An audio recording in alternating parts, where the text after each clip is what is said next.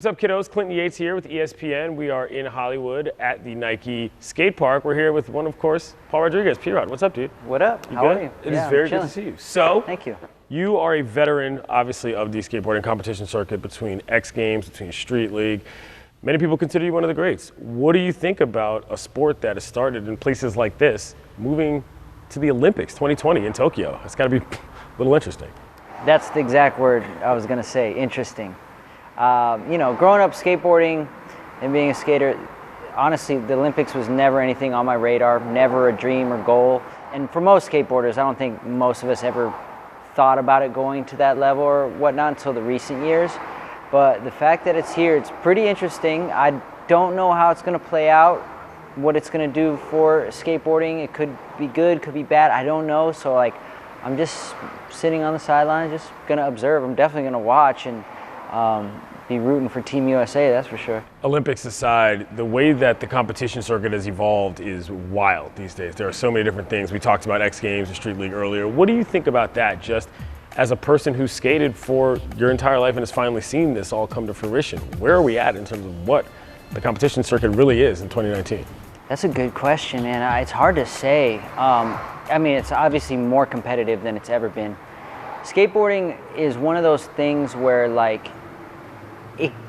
it progresses drastically in short periods of time, whereas I don't know, maybe like basketball, maybe like certain stats or certain records are broken, but some guys hold records for decades, 10, 20 years of the highest scoring or whatever, these stats. But in skateboarding, it's from one year to the next, the difficulty of maneuvers being done is jumps so quickly. So I'm just mind-boggled watching these kids today and what they're able to do under the gun in a pressure situation, the technicality of the tricks and the danger level of the tricks.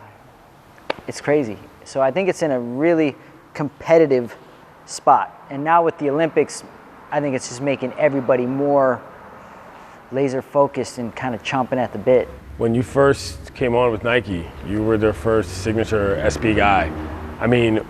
At the time, just explain to people what that era was like, and what did you think about going with Nike as a brand who was not otherwise known for skating? So for me, it was being a skateboarder. There is the whole stigma of selling out, not selling out. But I always dreamt big. I always was a big dreamer. I was fortunate. My father, lived his dream in film and television. He's a stand-up comedian and all that, and I always saw somebody living their dream to the fullest level. So as a kid, my perspective was always I want to live my dream. So when I came into skateboarding, I already had that mindset.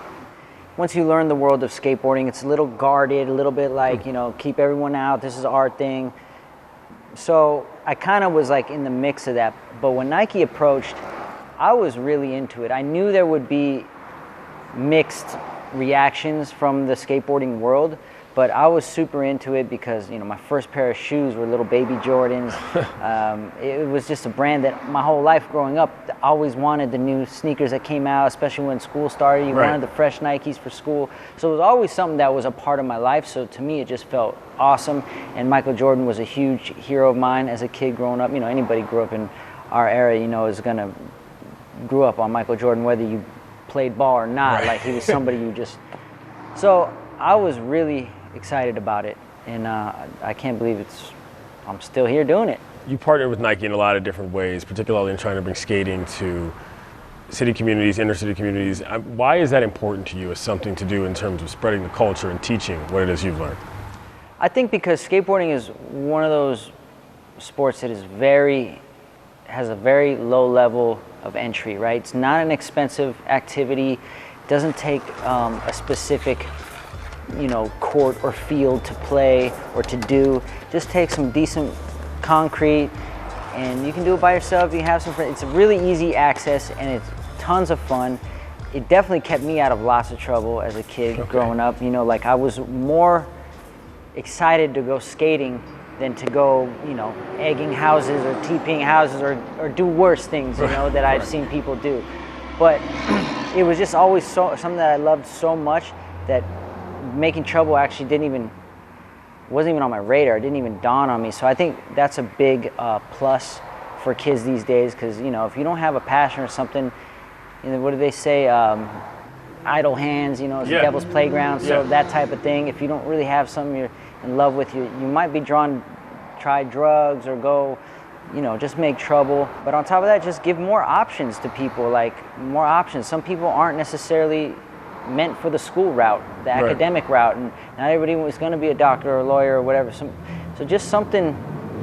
I think kids just need to be given a wide variety of options, because I think there's something for everybody. And so this brought me a lot of joy, and I figured why not see who else out there would fall in love with it.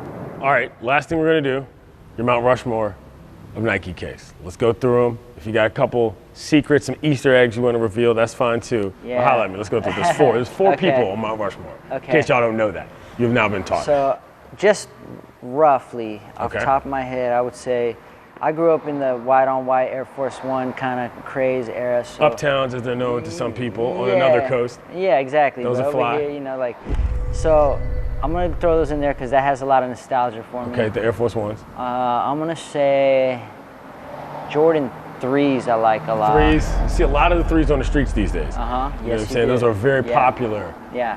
restock, What else? Cortez. Being Hispanic, being in LA, having grown up, the Cortez was always a staple. Like, you always wanted to keep a pair of Cortezes. Let's review before we get to number 4. Air Force Ones, Jordan 3s, Cortezes, Yeah. And then the reveal. just for me personally, because it's a big chapter in my life, I would say these are the P-Rod 1s, because for me, being a kid from out here, growing up skating, and now have a signature shoe with Nike SB, the one that set it off my whole career, for me, that's special and big. Lesson learned here, if you have a shoe named after you, make it number 1 on your list. P-Rod, thank you, brother. Thank you, bro. Appreciate it. it. No doubt, no doubt.